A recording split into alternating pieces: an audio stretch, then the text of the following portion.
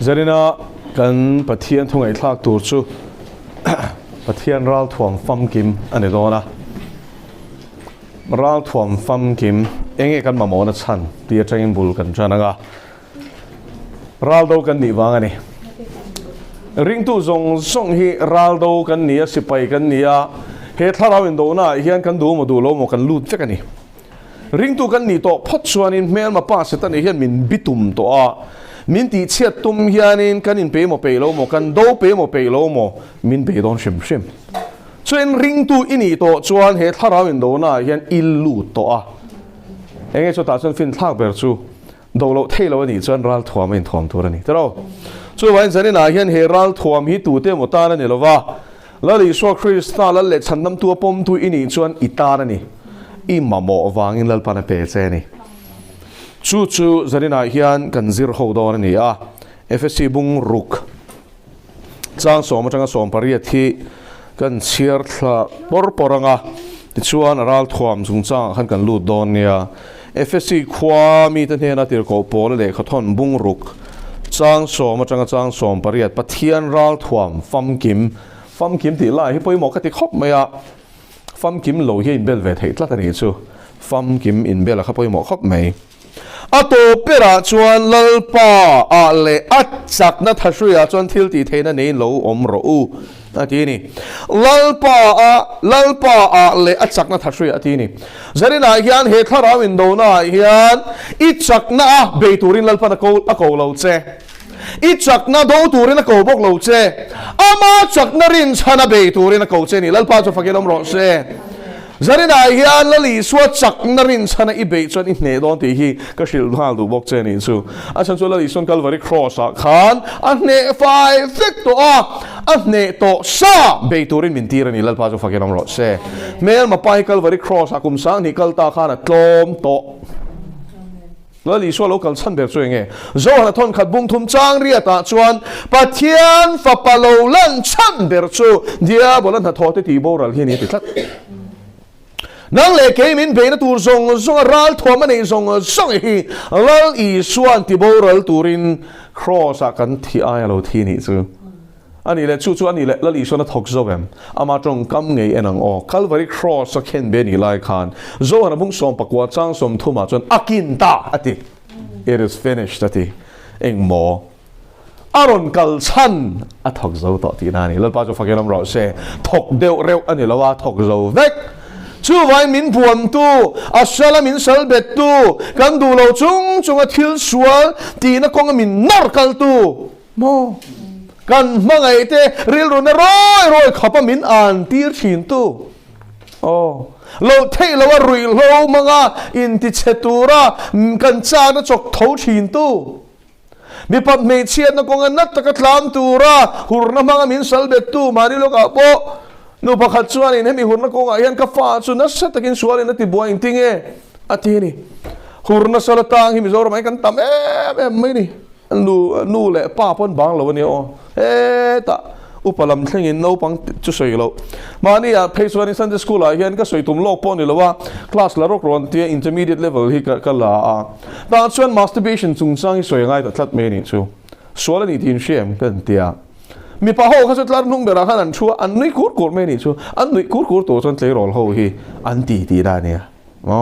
chu ni mai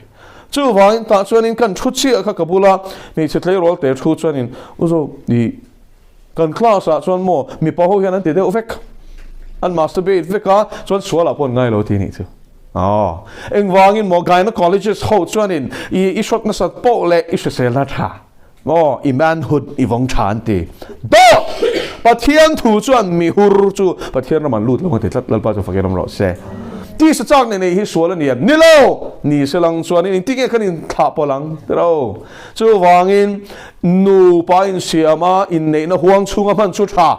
ma selin in nei na huang po na man in nom chen na ta na man ero chu sual sala atanga chu hurna ti chuan ni lalpa chu fakeram ro se he thil po hi Pathian ro pui na tura tan chau hlan tura ni lalpa chu fakenam ro se inom chen na ne lova in thla chi thla na ni เขาเวลวกขัดตัวเรนนี่แล้วพาจะฟักยลำรอเช่ชูฟังอินเอ็งกิมไม่หิมอเสตันไอฮิอันทิลโมจะกันแล้วพาเสียมฮีอัลลาอติโกยโซยาอติเฮราอติบอลลอชินพอร์โนกราฟีฮีปะเทียนี่นะมัลสอมนะมินวูร์ดีขลกนั่นนี่ดีเชียงโอข้าอินเนนะห่วงชูงะเซ็งรู้เหล่าตัวไล่ยันมองมีปะตั้มตะเคียนปอนันเอ็นนะชุดที่มีปะมีเชียนนะขลกเดียวด่านป้าไงระวังอันมันส่งไอ้ฮีอันนุปุยที่ส่งไอ้มันอันตุ้มทัดอันพูดทัดตัวนี้จู่คอยจะรอนชัวกไงเสร็จแล้วริลรัวจะรอนชัวกันนี่ทิลมอยตักนิตูร์ปะเทียนรูปุยนะตูร์นิตูร์ข้า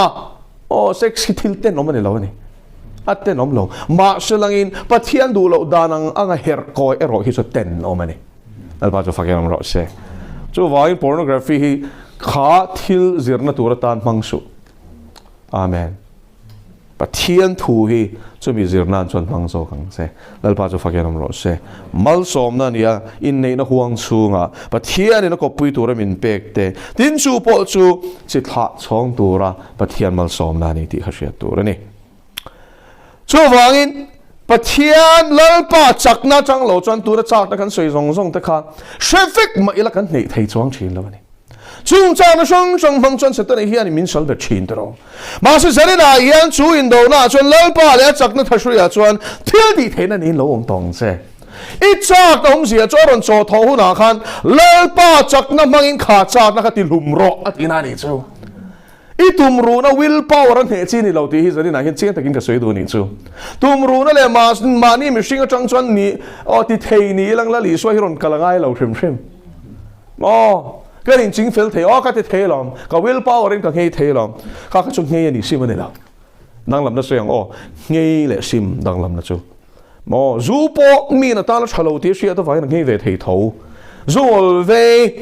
เฮตัวเฮียนมินสิละลอมกุมโสมก็เฮตีก็อินตัวเราเร่ก็ตาละชะโลก็เสียในนั่นเฮตัวเราว่าจู่ก็เสียตัวไฟก็อินโลเวไม่นี่ตีกุมโสมชุ่มจู่ก็อินโลเวเทไม่ก็ตุ่มรู้นั่นมาเสลังอิโมกันอินเลจูอาไอน่ะไซน์กันอินติไม่นี่จู่นี่ไม่อิงวางอินโมข้าจุดจ้าน่ะเป็ดตู้ถ้าเราสวลขันเราชวสันเมียเราว่าอันเนเรานี่อ่ะข้านินอาไอต่ำข้าสอบลูตานี่ค่ะเองจู่อินเสียงอินไบเบิลเสียเกมีก็ชัวเจงรำหวยโนชัวสักจู่รำหวยจู่ทะเลมุนักขันรำรัวขันฟ้ากะค่อยโมก็เจนน่ะอินอ่ะขันกับว่าเอ็นโมกับว่าเอ็นที่ท้ายเตียงเอาไปเอ็นที่ทายอ่ะฮัลโหลฝ่ายหุ้นไม่นี่ฝ่ายหุ้นที่ผมเสียจู่รำหวยโจมต่อเราเว้มาสิอีชัวปมสวงเราเอ็นที่เทียนฝ่ายหุ้นอ่ะขัดเราถ้าเราเที่ยงที่มันขัดเราตีให้ฟันไปหมดเอ็มเฮ้ยจากนั้นไอ้ผมเสียจู่หมดถ้าเราเที่ยงที่มันข่างไงเอฟซีบุงอาจารย์เรียตาจนว้ายรุยนมสุตีเขาเวลทิลริจิลเราตัวถ้าเราว่าขัดที่นมจอกเราตีนี่จู่ถ้าเราเที่ยงลิบิดาอีไงตัวน่าหลวกขาดชวนอีที่สัจจานักเศรษฐนั้นคงทิ้งเรื่องรอนโจทุ่มมาเสละถ้าเราเที่ยงนี่ไม่ขาดน่าชวนอีเนี่ยเทเซลลองตีนั่นนี่อีจักนั่นนี่เราวิลล์ปาจักนั่นรินสันินอีเนี่ยเทดอนั่นนี่เอาว่าปุ่ยหมดเอ็นตัวถ้าเราขาดฮีอันนี้ที่ถ้าเราก็ขาดต่างที่ฮิโซนั่นเรียนเดรันนี่อะถ้าเราว่าขัดตัวชวนโมอีชัวเก็บบุละอีชุดตามง่ายหุ่นเปรอะทิลตั้มตะกเสือตีดูเช่ริงตุตั้มตะกิโมตุนไล่ชนะอันนี้เลยส่วนแล้วนี่นายเห็นเหตุทุจาฮียังไง YouTube แล้วมาที่บอกอินละง่ายทะเลดอระอีตัวมาตันอันนี้ตัดอินท่าดาเมกาอินเชริงนู่นนี่ในตัวอิติตูร์ป่วยเสียไบเบิลเชื่อเลยจงใจอิตานะป่วยหมอเสียป่วยเสียมาเสียเชริงจงอินท่าดาเซลช่วยเสด็จนายยันจังรอจันอีลากเราจันเมียนมาไปเห็นหมออัศลเบ็ดเลียงเสียงอ่ะโถเลยที่ฮาร์ตอเวียวอยู่ที่นั่นลูกน้ำมันอมต่อเราเสด็จนายเห็นคนตะกินไงทาราวลูกน้ำมันอมต่อเราตัวนายเห็นการคุณต้องโฉมเมกะที่อัดเต็บเตะต่อลุตุกะลูกมันกันนี่ต่อเราก็ตัวโทเลไม่ต้องล้อมมีเฟลจูไวสริตมาเสร็จโทเลชินตีแต่ไปอินเซียก็ล้อมตีเขาหมดจังจอยแรงสุดเสร็จในเฮียนินอัศลเบ็ดโตอักเขตทุกโตฮีชัวร์จะเรียนไม่ตุ้มต่อแล้วไฟอะไรต่อช่วยที่ไหมไฟอะไรต่อนี่จู่วางจู่อินโดนะจู่อัตักมา ka wangin hein do na hian sultan hianin kong chete po hi hon lo turin phim khurang che chumi ko wa chuan nge poi mo ber kan ti chuanin kan ngai to na kan suang to na rama hi Iso Krista tho in sala shwere ga ngai ingai tua na rama hi thunun lo chuan mo chak na chaw tho china chuan hi thunun lo chuan hi na angai tua lo tur angai tua to chuan a chan chu he ril ru suang tua ni pathian ina thil khom pek min pe a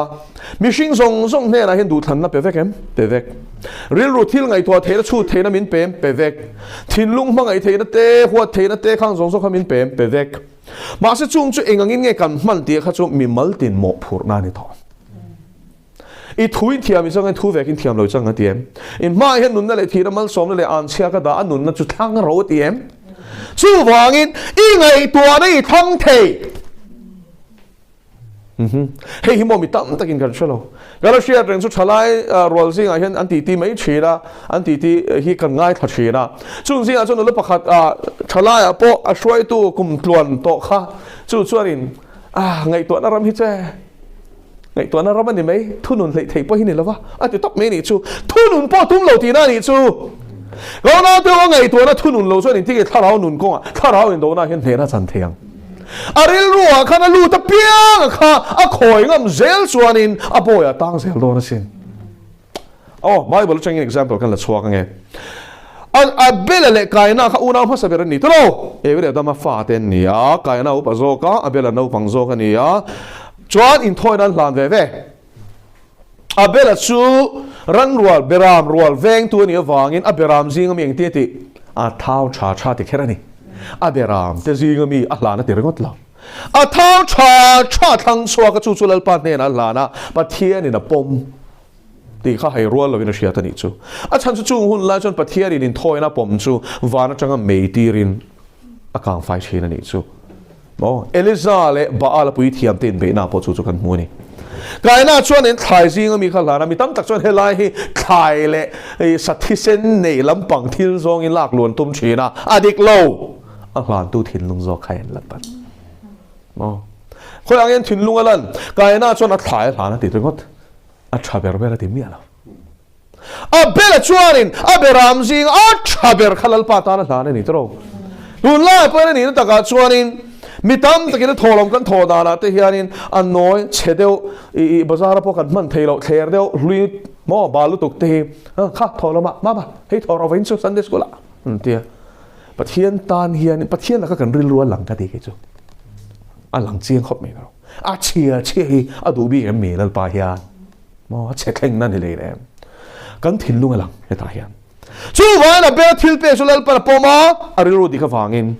kaina thil pek lalpan a hno lama seleng nge arilu diklosia chomo a hno sakchi khana lon lang chauta ni chu a bela thik ta tlat engai ka thil pek han apom lowa eka thing now thil pek apom fair low ti chan ta ni chu mo mirilu diklo reng reng hian fair low ti hian shat lu tok mo fair low mo pu to ran song reng ni chu an sual ni ne du mi alo ni chu adot lenge au na pa chui chik ta thik tang adi ani pom adi ke mi pom lo atia ma se chu at du to mai lawa a me chu dur ta khuya a thin ur ni chu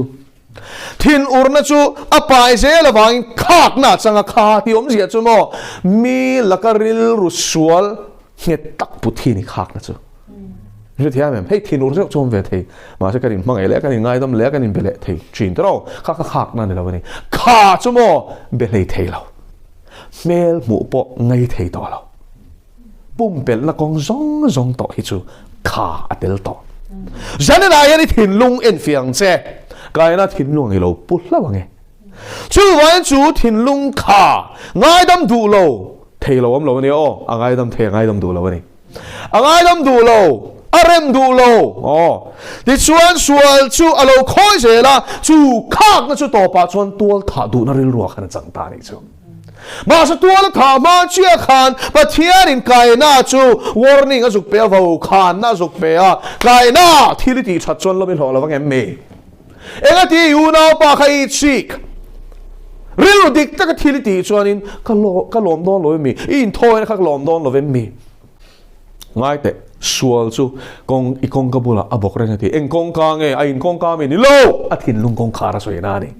Bible a hian thin lung hian kong khara ni ti hi mun sang in zia ka alar ber te zinga mi chu thupon mung thuma khanin lo de ke ko shan ne na thu cha chuanin ngai te kong khar bula ding ka ke khi om zia chumo nun cho pol lum si lo vot si lo chun iswa khalom to mi lo ni chu pol changin khoi mo ka lo lut le a ti ni chu a thu tia be lum si lo vot si lo nu na hian iswa lo leng to mi lo ni chu ka lo la le the nge ma ti tu po ko sia kong min hon chuan he la ka lu ta he na san ria ke yang a ti ni khatro dal pa chu fagerom lo se in zari na hian ka soi du chu Pathian hian kan thin lung kong khari veng turin min ti thu fin te bung li chang som ni pathum tiang ole thu fin te bung li chang som ni pathum thil dang ber ain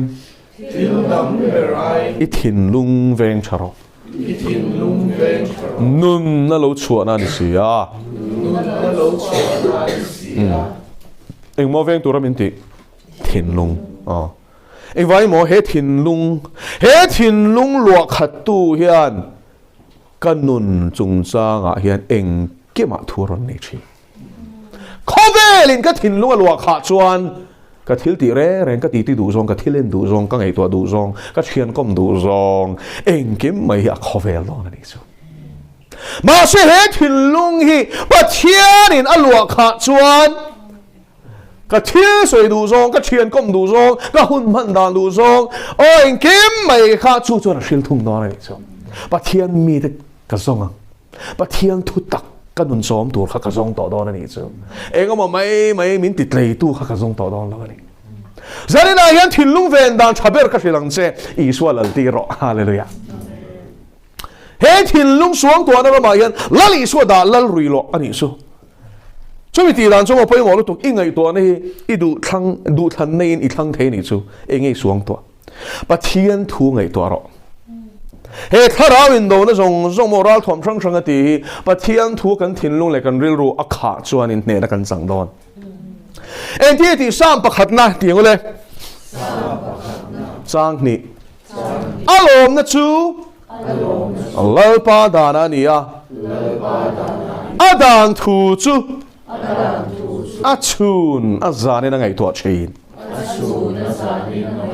eng mo lom na chu lal pa dana ni tro Pathian thu a khana lom ni chu a thin lung om tlei tu ber chu Pathian thu ni tlak me ni a cho tui ber chu Pathian thu ni lali suan un kha en tai la a thin lung luak khat tu chu a pa thu kha ni tlak me ni chu samari phei chia nun tui hal lu tuk bel tu po nei lo khotlang mu sit thin shik mi tui choi hun po choi ngam lo chun pachang ni sat wang la ya tui choi ngot na thin again tu ban mo chuna han tui choi ngai lo salu tuk hi cho ka vai na thi top thei khong a kho chuan tlai ni ne man choi tlang pui ni chu mei se ho khan ma se mo mi choi huna a choi ngam lo na chan chu en shek an je thiam me lo kal le to so nu so mei se lep chia khamo kop lor chi ni khamo khang kha angai thei si lo aril lo na chin si a mu sit na len dong na tor na sa to ka wang khan khatiang tuar lo tur khan in chun pachang ni sat wang lai khan an jok choi che Pathian in chu hrie na fa pa chu chun pel tir ta ni chu ma le pa chu fagen ro se kha ra bo pakhat chan nam tur khan Pathian in fa pa chu sukar khwa chu chuna a pel tir pa chu fagen ro se lali su khan ka pa voin chun chu lum em tlai ni ne ma ka kal men chu a ti reng la apa chon chuna tira chuna kal me ni la pa chu fagen ro se rong bon na ko hian kan rem chan hun lal pa na zong lo adu hun hi rem chang chu ni lal pa chu fagen ro se hallelujah kal wa min ti na san kan kal me tur ni kal tur min ti hura kan kal tur ni hallelujah kan man hun ani lovin lal man hun kan ti tur ni eng vai nge chuna lal pana tir a chan chu khanu khan chuna bak tu ye choi ngai la ta chuan za ko pa chun tui chun chwa bula chuan la li su chu chuwa chu me sia chu ron kala tui ron choi ta nge me ta chuan la li su chuan na be chan ta me sia tuim pero a thi ni zuta mi chuan in samari me sia chu sei lo samari mi shim shim ta ma min ti lo ne ro mi enga tinge zuta pa hian tui mi til a thi ni chu khang lai custom tradition shalo tan son samari mi chu tunge marlama chuanin Galilee oma kan sia ring thu thung luya chuanin nam somom na Israel lalram tv khani chimlama chuanin Juda lalrama oma Juda Benjamin le Levi chi tanom thina ni chimlama tanga marlam kal tur khani samari kal tlanga ngai thin chu an du lo lu ka chan chu samari ho chu Israel na thak ma selangin kanan ho tele namdang pathian thuina phallawanga nei te thla te khan nia nam chom an ni chu an holu tuka an ten lu tuka an hlim ringot pon chu thla khan phallawa an ruala chu hlui ki chu soilo an tui an ei tur an thom no eng ma hi an du lo ani de pon du lo ani chu chuan so da ho chuanin he to chimlam atanga marlam kal tur khan I olsam taka samari pal tlanga akal thei line he langa nga zela ni chu chuti khop chuan samari ram kha an thin rika an endong ani chu chu chapa khanu kha samari mei chia samari mi ni do na ka line mei chia ne zui chu khala chu mei chia chu mi singa pon chia lo khatero patling rengot po sanga ati kha mei chia khoi nge soi lo Tlawmna chân mei chia apo mei chelep chia la ni zui kop mu mal pon hela to na mi poi pasala ne lo ti khama la li swa chu wangin kong tin reng in suala khan ava han thuk em mi mu sit endong sual sala tang ani ma se pathian in a khoi ni lal pa jo fakenom ro se chu sual sa chang chan chuak tu chon pathian in khamini khan chu sukar samari khwa zu da hoin a ra pon ra do lawa chuan a fa pa tir tlat lal pa jo fakenom ro se mi shing in a dai dan na kan nei hilal pa na chia chain hallelujah mi shing in a khoi kan khoi sera kan nei hi lal pa chuan khoi chain lal pa jo fakenom ro se ma thai sia khalo chia ro par chuanin thin sigan ni zia sha chiang ani ledrigas kan chiar chuanin par chu engtin mo mi zia kal don chuan emo hlat ka changin a hmui tua manga te ka thiang lim lo ti tur ni ti ni chu kulpona nom china kulpona chuan an chei tur khan chung ten an pe chira ni chu an mangai te bula ponom thei to lo ma su chu par chuan chung song chu shathiamin lali shua chu be sei si in apana lalpa idu chuan mi ti thiang lim the ti ni kha khong ai dil te ro lali chuan ti thiang lim ro ti lo Bible in min shildara chuan chu par chu a khoya ti kher ni chu awa han ten lo em hallelujah amen zanina yan tharawin dola poi mo ber chu pangai na hi ni amen pangai na ne na rong kan bol lo chuan mo ne na kan sang don chuang lo Shecheo malam mangai nei lo chuan I ne don chuang lo a chan chu khak na mangten chapo na mangten aron ne le thong che setana hian chung song ne na chu ka shrilang che pathian mangai nei ni pathian mangai nei ni chu mangai na chuan mo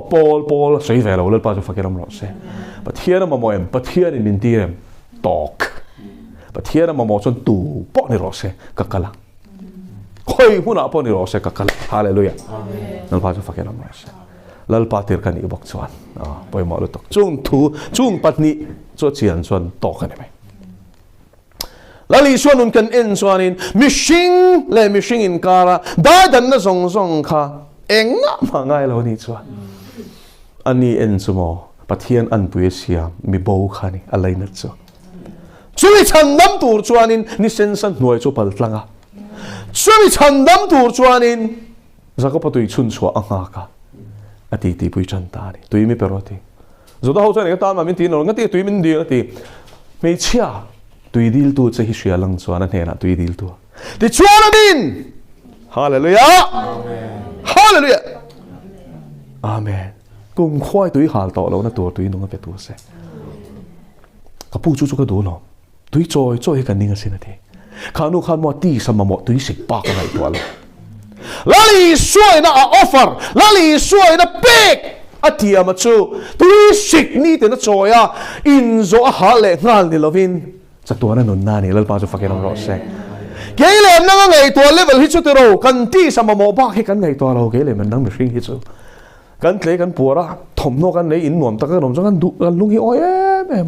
ma se lal pa chuan chatua na nun na kan nei lo hi lao chan chu thisa piang shem hona liam tur vek kan ni chuan se tuana nun kan nei the na turin anuna hlan ani lal pa chu fakeram ro se ta chuanin enge thara window na chu mei chia chu sual sala tangani Isu chu chandam turin akal chu mei chia le lali so kara chuanin judana te mi pale mei chen kar te chi sang dai dan na khoma lali so na thia tar vek lali so chuan mo thil tam tak swelo ama mo kharon fil kha la isu apu chu tui chumin pero ka do lo mate apeta ma se beise ni lo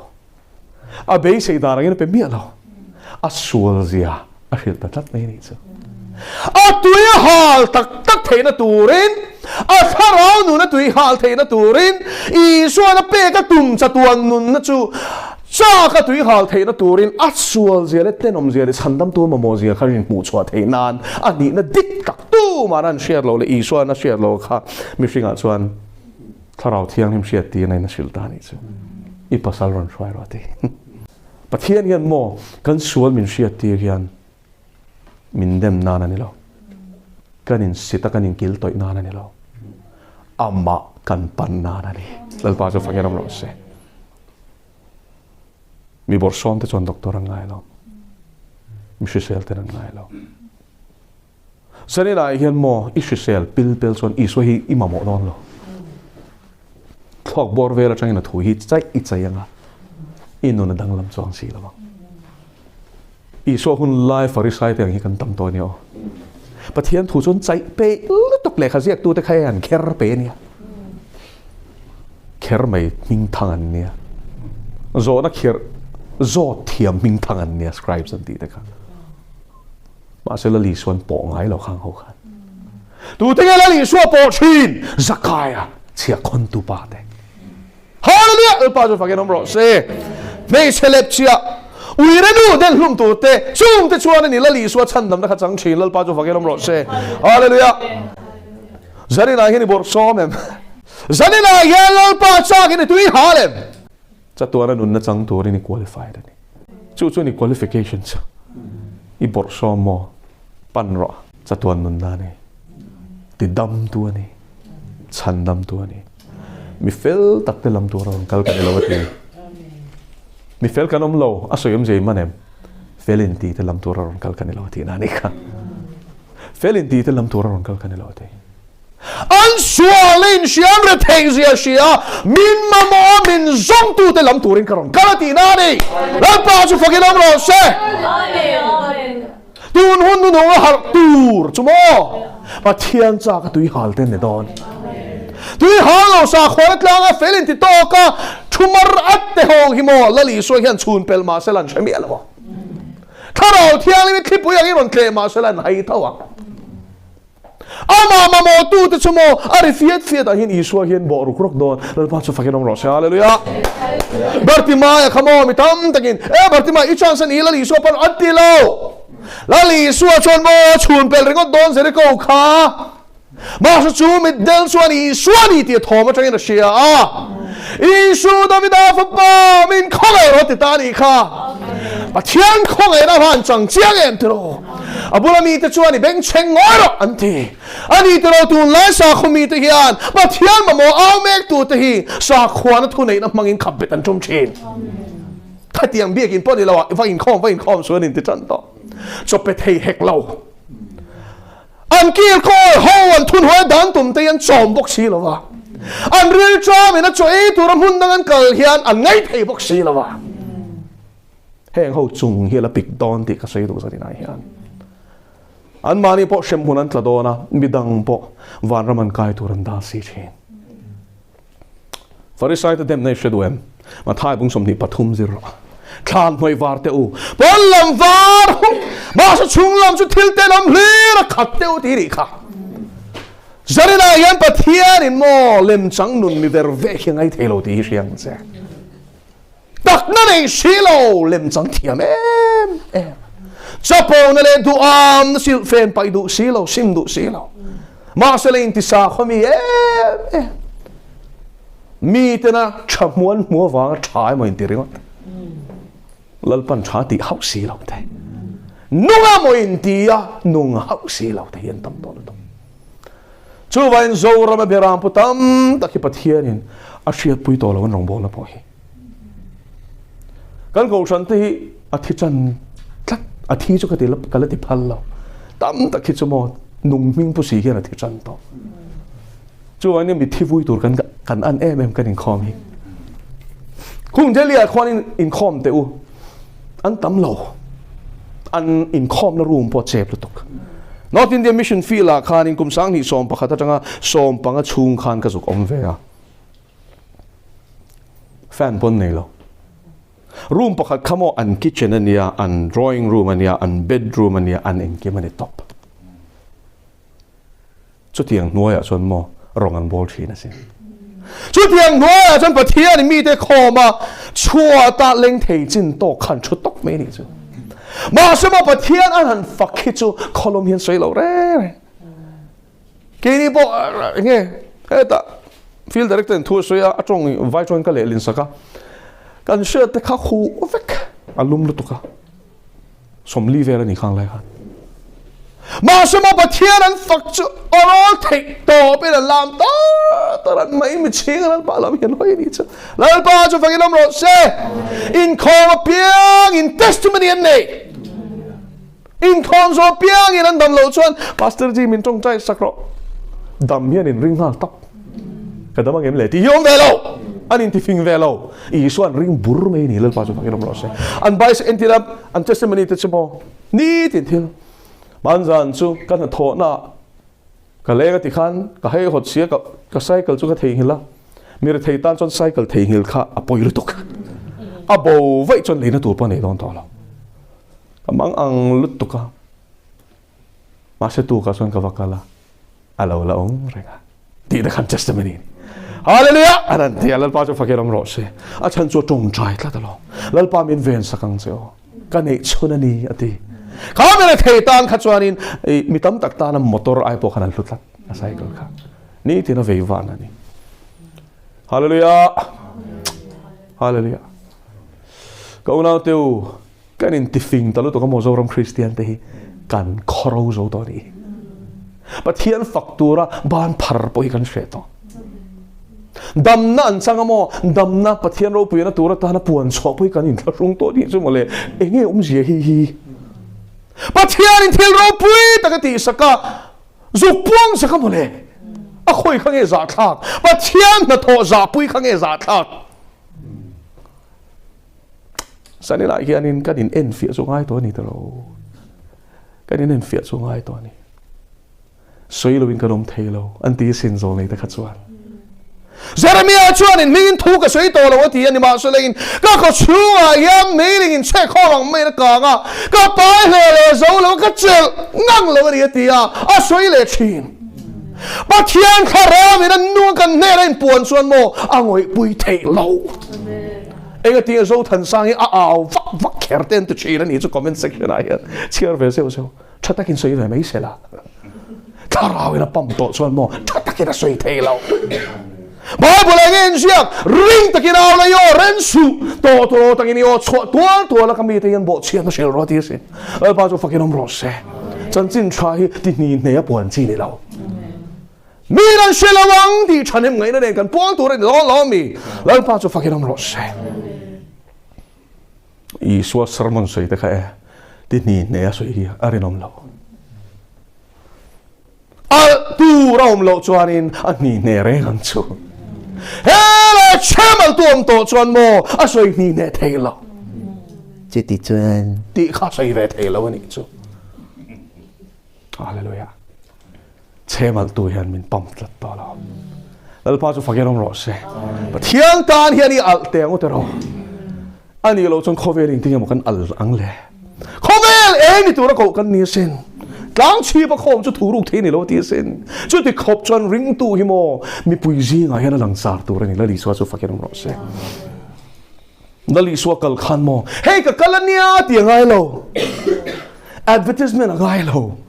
fak na the chuar pamphlet se ngai lo mi nan shetin lal pa fakiram ro se tharau thiang ni ma khat lu tu khamo apuan moran khoi point kum som pan ni thipu te po kha akang hal chat serani lal pa su fakiram ro se hallelujah lali suan ti e soi siam zo na bung som pali chon tu po min ringa piang chu hey eng thil ka tiang hi ti venga ti sin lal pa chu fakin om ro se enga ti thil mak ti thei mak kan ti Pathian tan so na mak thlei ne eng kim ti thei tu ni lo lal pa chu fakin om ro se hallelujah kan ring lo lu tu khi a thil ti thei mak hi kan mu tlem ta zo ka ni hi Christian nun pa ngai shedu ni chon tir ko te thil ti hi chiar ro Ditin an zinga chuanin Pathian in a thante a hip khom a piang te chu belin anom zel an ti ni chu ko shan chang me ka ni chu hallelujah ke ni ve kum thlon hian ring thar pakhat poi kan nem kan ko shara hi te ro Paul dang mian ron lu cha yes kan ni nan fia de chu ngai ni te ro Paul dang mi khamo aron lu khan lom na tu rom lo ring mielo in khom na chang shelo te kharon lu chela lo mangul al pa chu fakenom ro se hallelujah hallelujah ko shan hi nun son mo local ru in khom ru ti incentive pe ka ngai lo thalo thiang ni hi khom chain al pa chu fakenom ro se ko shan nung chu mo bu chang phai akan kal chom hi example a thak hop mai bu chang phai ne boka phai zol enge phai a khan ti khan biakin kha baptist ko shan khan an sa ni chu thlipui khan in an tuk ver dar thalang te kha an noi ke saka ventilation le dar thalang te hei ke noi me ni chu so wangin zara kan in khom chu bu kha a om tlep tor me a khataran nung ho kha an chi eng chi kha chu a ji hian si mur me biakin chu kha chu zai ngam chi poi no ka hian lu ta na an lu ta thu sei tu kha lal pa chu ti le in vai khania a chu experience dang dai tak ni ma sela kha soi chana chu engin nge khang ran nong kha hi engin hi pani biak in a thim lai kha chon pan na chang shelo chit en ero chon local route ngai lo chong lei thei lo khopin an tam mai ni chu wangin ring tu hi thao thial me kan kha chuan Pathian ma mo tu te hi pe na no bang lal pa chu faken om ro se hallelujah mi in mo an tharau nun har sat na thlen ka kan ruat chem in zot ro ka piang thar hi malal pa challenge min pe kani piang thar ka inti ring tu ka inti ma senga tinge mi hilal isuan hena hip khom an omang khan ka ne na hian hip khom an om ve lo kala eng lo ria ke ma hian hui lo man yang ala chun chi ni niang lal pa chiat ro ani top me ni cho lal pa ka faken om ro se mo mi dang nun ve khun ani to lo lal pa me ria tu ka nu na o ma hi chia dang se lal pa chu faken om ro se enga ti mi suwa ber po khan in I suwa anel ngam tak kan ti chuan mo atlom mani lal pa chu faken om ro se tu la rong bo tu in ti chu kan chapo to lu to ka mo kan beram de kan hoi chiap mia to me ni kala shereng ro ren sang bera te in khom na sang bera te bo leng khom thlu ka satura ti kha sol final lo lapala an zai to kha ti top la tharo ati kha mi beram puzia tur chu kam mi ta ka mu ka benga ka shia ni chu theu chu officer ai po hian an officer to kan pastor thai kan inen fia chu ngai ni tro cross kan ki rangai ni Tlawmna le kesil na chain bul kan chan le ngai tlat lal pa chu fakenom ro se hallelujah Iswa so ning ti ke hin lal pa kan lo mi ni ma so king in ke ka sil si hi ti kha lal pa chu fakenom ro se chia lo rom bolom ji kan man to lo Isai sia kamo pa Pathian in fa pa Isu Krista chung chang soi hian eng tong kam nge manin shem chia ka chia lo ati my servant ati kalal ati lo ka chia lo ati hallelujah chu sin kan en swa dan tur chu chia lo ril ru Krista ril ru kan putangai amamo piang he na kal tur hian lalpan min ti tlom mal ro se lalpan thu kan zatan mal som ro se thiam ma ku ni chung cha ya lalpa he tharawin do nam poi mo ber chu mangai na hi ni chu mangai na lo chan tu ma kan ne don lo ba chu mangai na lo chuan ne in kan om jok do ra ni mangai na chu a do thei sia ngila nei bok chi chung chalo ta kami nan tin chalo ta ken thung rul velwa ra chatin re na khatchi eng kim atur chuak boka eng kim arenga eng kim mi thu soi zong zong hi a be sei vek boka a chel zia chu eng kim atur chuak vek chi alpa he cross kong zo chuak tur hian mangai nain min thua mang che amen Krista mai chuan min ti lui ro se heti hian kan ngai tua mi song song thiai mi pakhat thia chu vai mi song song chuan thi ni dia nung te chuan mani ta nan nun to lawan thiai thi thole ta zo ka ta nan nun to zo na turin ni mi song song thiai na thi ni Krista hera khen bein kom ve ta ni ma sanin kan nung ani ke mai ro chu kan ni to lo Krista chu ke ma nung zo kan ni tin tu na ka ring kanung hi thiang fa parin nei na ni kanun ni alpa zanina hian kan mission na len lu to ka wangi mer kan lo hlia thin na min ngai da mang che nun tam Krista mi ran mulova kan nu na ti sa hling na lo chun na min ngai da mang che mi te tan chang nung inianga ke ni polal pa mi te tan mang som kan lo ni the na turing kan nu na setan sia mi dang te hliam chin hilal pa min chia sakla kan ka chang thu chuak chu chial khong ai na tel lo ni ro se kan thil tia piang i mishing tar nga tilo lal pa tar nga tiso kalal pa chia lo nun lali suwa niat min nut chia hi min zir tir chewang se lal shot tura ko kan nilo chia lo ni tura ko kan ni si eril ru Krista iswa umbukhan ang mani om rose ani chuan pathian tugong chu thil khak le thia ruan lawa mishing tengalo piang boy angai siam to so ka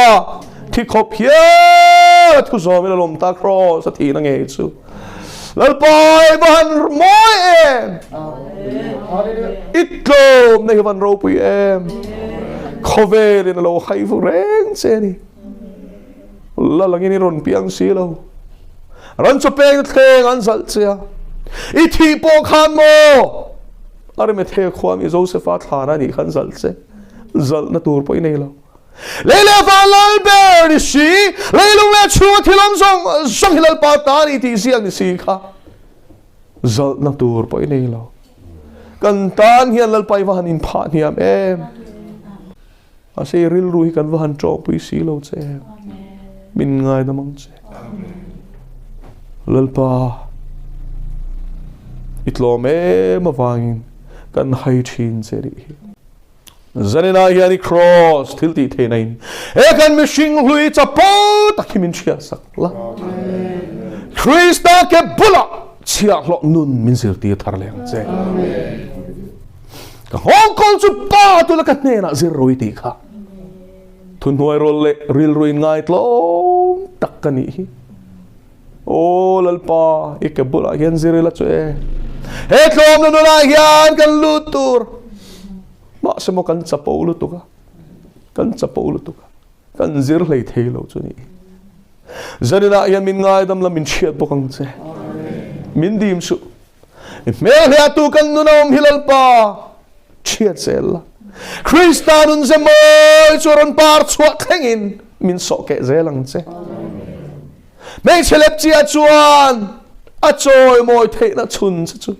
alabaster bo mas speak not shiak rim tui tak choron so ke ani kha samini ke shu amit tui ni ke shu ni khalal pa ike pha fop ngoi ang khan I mai yelal pa ke ni po so ke kan ngai ri e kan mishing hui hilo ke sela a chungong tharau thiang lim rim tui chuan mi te fan rose. Amen. Iso Krista ming pendile.